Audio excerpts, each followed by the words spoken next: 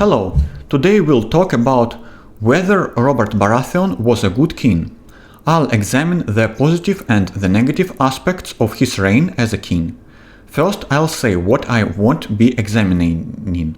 I won't be discussing whether he was a good man. I won't be discussing his womanizing, alcoholism, or how he treated his wife, but I'll focus solely on his reign. So, first, about the positive things. His most notable achievement was suppressing the Greyjoy rebellion. When Robert Baratheon took power and Jon Arryn became his hand, Balon's rebellion began.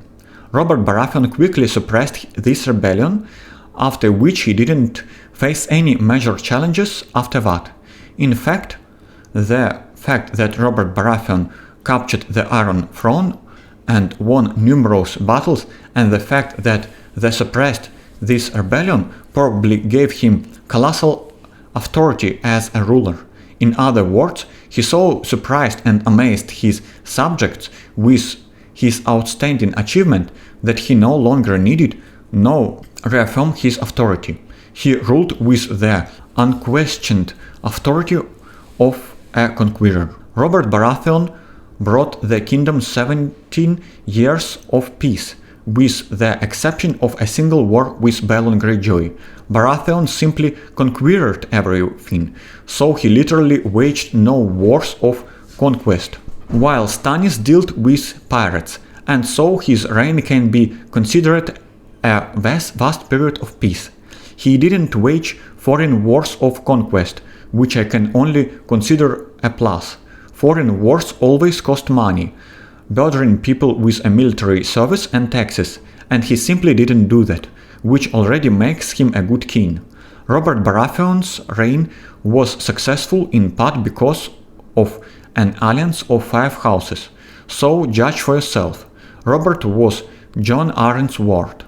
Jon Arryn was married to Lysa Tully, and Ned Stark was married to Catelyn Tully, so the houses of Tully, Stark and Arryn already formed a pretty good coalition. Then the Baratheons connected with the Lannisters through Cersei Lannister, and now there are 5 houses, an alliance, and any region considering rebellion, such as Dorne, would already be faced with a coalition of 5 houses. Actually, Balon Greyjoy faced this when the Starks, Lannisters and Tullys rose up against his plunders, and then he was simply cornered on his islands, and eventually they sailed to him and in short defeated him. This alliance, largely crafted by Hoster Tully and Jon Arryn, was key to maintaining Robert's peace. Then Robert took Cersei Lannister as his wife, at least that secured him the allegiance of the Western lands. When it comes to finances, Robert leaving the crown in debt is a two-sided issue. I won't analyze the Westerosi economy here and say that it was closer to, say, feudal economies or modern ones, but it's safe to say that Robert spent money on tournaments. That's what a tournament is. A lot of people come and check into the inns, so there is income for the inns, income for the bakers, income for the tournament organizers, income for the mechans. That's Robert Baratheon stimulating the economy of King's Landing. Another benefit of Robert Baratheon rule was its coincidence with a long summer. While this is a natural benefit, 10 years of summer is magnificent, the best thing Westeros has seen in a long time. While Robert wasn't responsible for the long summer, peasants likely associated the favorable conditions with his reign and praised him for it. So while it's clear Robert Baratheon didn't cause this long summer, it certainly played into his favor. Now, what are the downsides of Robert's reign? First, there is the horrific, colossal debt of 5 million gold. I just said that this debt might seem justifiable, but it was still immense and dangerous. In the Middle Ages, investment opportunities were scarce due to the limited productive capacity of medieval economy. The only way to increase your income is through either conquering new lands of colonizing old ones. Internal colonization. Either way, this gold will have to be repaired, and if not through taxes, then it will have to be collected somehow. The question is whether the investment income will cover the interest on the debt, and I don't think so. This raises the question, why not simply default on the Iron Bank? The Iron Bank is owed 2 million in gold. One might suggest simply cancelling that debt. The Iron Bank can send 20,000 golden swords to Westeros. Well, as it turned out, Westeros can muster an army of almost 1 million. So we are talking about hundreds of thousands of warriors, tens of thousands of knights, and hundreds of thousands of infantry. I don't know if the Iron Bank can counter this armada with anything. So to invite a foreign continent and wage a war of extermination there, we mustn't forget that the crown didn't owe the Iron Bank directly, but through Tywin Lannister. Well, then his grandchildren will inherit the crown, so Joffrey Baratheon could have said goodbye to all the debts. Minus the 5 million gold debt to Tywin Lannister, okay. But it's debatable wherever George R.R. Martin fully conceptualized the economic logic of Westeros.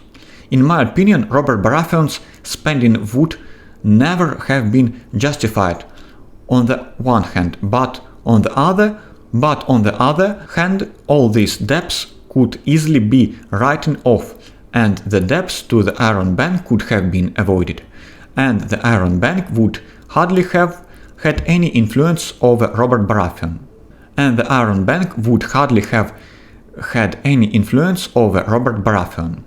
The second is that he allowed the murders of Elia Martell and her 2 sons to go unpunished. After all, from a certain moral standpoint, Robert Baratheon should have given them justice, or even more, Ned Stark should have executed them, and Robert Baratheon should have simply justified this sentence retroactively, so as not to make himself look like a bad king.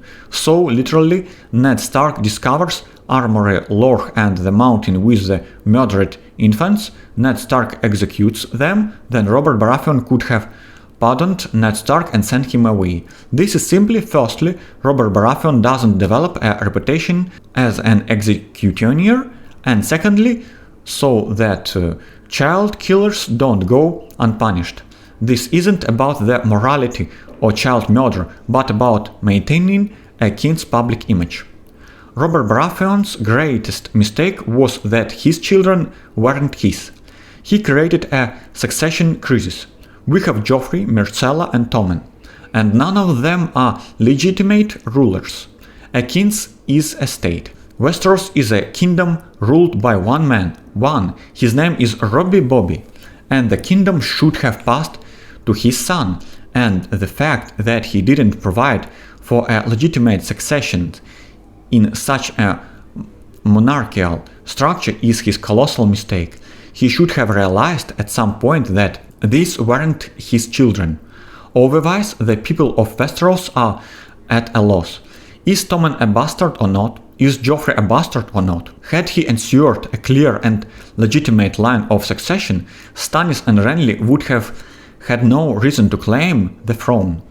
It's just a succession crisis, and it is his fault. Robert showed no interest in ruling.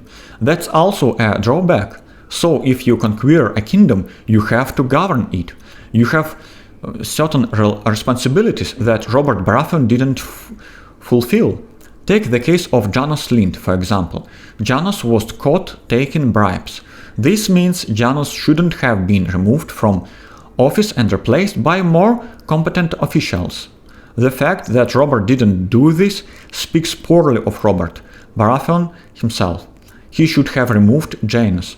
He should have put the finance in order. Overall, he should have governed more competently, but he never did. Another serious omission of Robert's is that he fragmented his lands.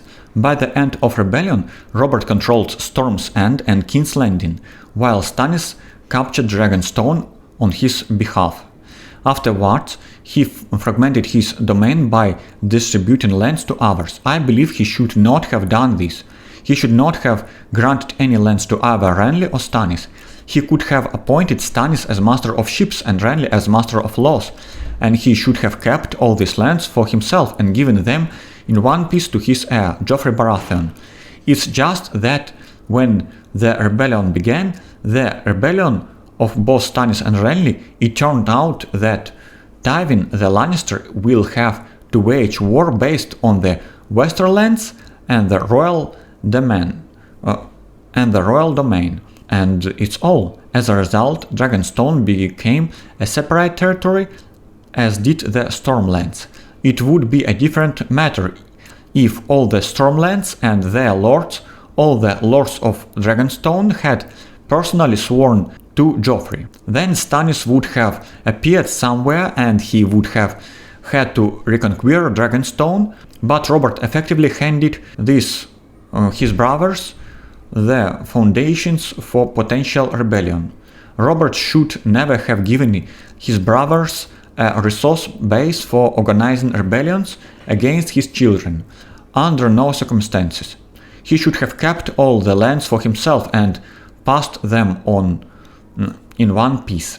Had Joffrey inherited control over the Stormlands, Dragonstone, the Royal Domain, King's Landing and the Westerlands, then perhaps Robb Stark would have fought twice before rebelling.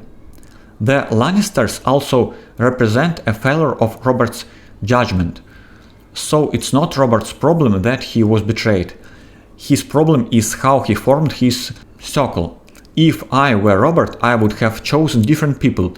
It's sort of monarch's prerogative to bring people closer to you and push them away from you, wherever you like them or not.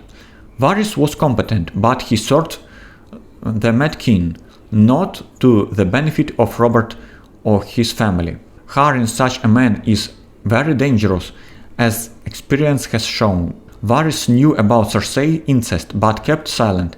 I especially ask you to consider that in the books he grooms the false Aegon, Rhaegar's self-proclaimed son, to succeed him, possibly his nephew, making the Baratheon reign merely a transitional phase until the boy came of age. Littlefinger was competent, but only when it served his own interest. The Mad King had kept the royal coffers full, saving for a rainy day like a true paranoid. Yet under Baelish's watchful eye, those coffers mysteriously emptied, while he grew rich and built a network of tax collectors loyal only to him. He also established a web of brothels throughout the capital. During the long summer, trade and agriculture were thriving, making his financial management relatively easy, especially with all the tourneys from which his inns and brothels profited handsomely. Not to mention the personal scandal of seducing Lisa Tully and manipulating her into betraying her husband Jon Arryn. Stannis is an excellent general, but Robert humiliated him by granting him Dragonstone instead of Storm's End, despite Stannis' heroic defense of it during the rebellion. Robert also favored a bastard with a relative of Stannis' bride on the very night of his brother's wedding, turning it into a joke at Stannis' expense, especially since Stannis' only child is poor Shireen. Overall, he showed more respect and brotherly love to Stark, leaving the young man to stew in his resentment. Pycelle, a staunch Lannister loyalist, had also served the Mad King. It was he who opened the gates of King's Landing during its sack, and if Tywin ever moved on the throne, Pycelle would likely do the same. Jon Arryn is a father figure, an experienced lord and administrator. But there is a problem. Given what we know about Martin's universe and the subtle of evidence, it's plausible that Jon Arryn enabled Robert's misrule, not out of loyalty, but because it fed his ego. He positioned himself as the kingdom's indispensable savior, allowing chaos to persist just so he could constantly step in and fix it. In the end, Robert's greatest weakness may have been the people he surrounded himself with, regardless of how we judge their individual merits. Another failure of Robert's reign was his decision not to have Daenerys Targaryen killed. Infanticide is, of course, morally abhorrent, but Daenerys later raised an army, invaded Westeros in Season 6 and 7, and burned King's Landing in Season 8. You may not accept the show as canon, and you may argue that killing a child is wrong, but here's the point. Legitimacy in politics is a complex and delicate matter. When you hold power, you sometimes must make terrible decisions. War itself is nothing but the institutionalized killing of people, and there is nothing fair about it. Daenerys Targaryen may have been a child, but she represented a bloodline that could reclaim the throne. Daenerys would have children who, by right of lineage, could challenge Robert's rule. And to that, the Dothraki horde, imagine what such a force could do to the King's Landing and the Westeros. Daenerys was preparing to bring this horde, along with an army of fanatical Unsullied, and eventually dragons. Those dragons would burn cities, and their mistress, a legitimate Targaryen, had a stronger claim to the Iron Throne than Robert himself.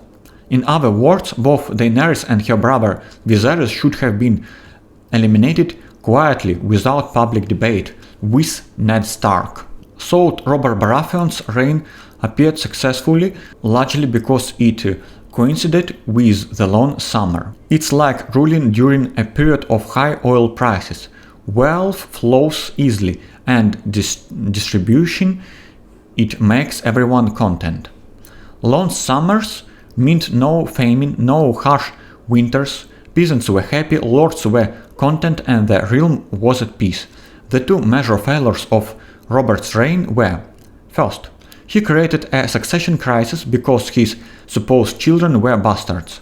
He did not eliminate Daenerys Targaryen, leaving the Targaryen threat alive. Had it not been for these two mistakes, everything else might have turned out well. Joffrey would have inherited the throne without question, Stannis and Renly would have had no reason to rebel, and Robb Stark might have found a way to come to terms with the crown. But Robert failed in the most crucial task of monarch, to secure his dynasty. He failed to provide legitimate heirs, and that failure ultimately destroyed both his house and the peace he had built. Thank you for your attention.